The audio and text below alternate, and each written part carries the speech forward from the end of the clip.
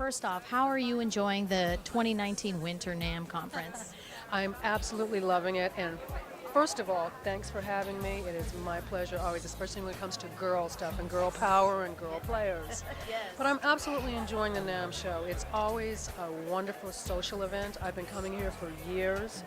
Some of the best gigs I've ever got have come from constantly coming here and just coming around and meeting people and being in it. So it's always the same as it is, but it's even bigger this year. So it's amazing every year. I guess my next question is, what is it about the PRS as manufacturers that you really like about their bases? Like, what features do they kind of provide for you that really makes you get that little extra something in your playing? Well, when I first tried this bass, when I play a Gary Granger private stock, 4-string, when I first played it, it was just butter in my hands. That's the first thing I can say. And it was different from any other bass that I had because I have a lot of basses, but it was a 4-string, which I was looking for at the time, that had some very distinctive sounds that were different from other instruments that I had.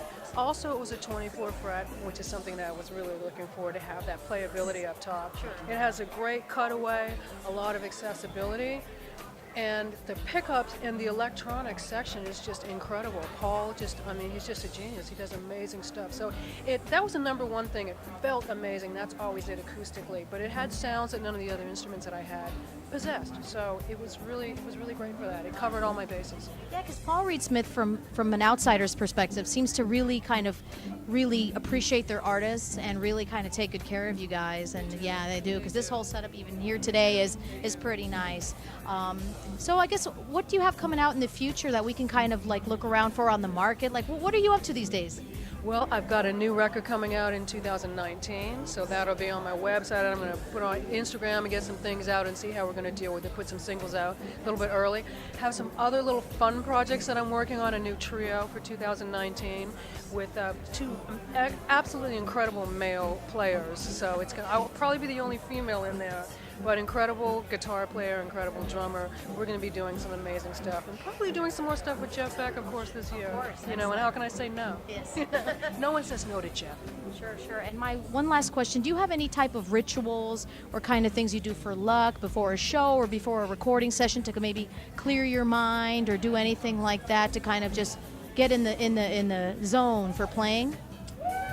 No, I usually get in the zone a lot myself. I'm usually blessed, first of all, and really happy, no matter how many years I've done it, to be there and to be able to play and have people out there appreciating what I do, But probably my greatest prep is I do a lot of prep before I take the gig. Right. So usually I'm pretty good, and I love the people that I work with. So we're usually pretty relaxed anyway. I know that I've got the job covered pretty much with the parts and everything, and I love the people that I'm with. So maybe it's just a little glass of wine before, Sure. or maybe it's not, or maybe it's a hug or a prayer. It's Sure. different every time, but it's usually always copacetic and cool.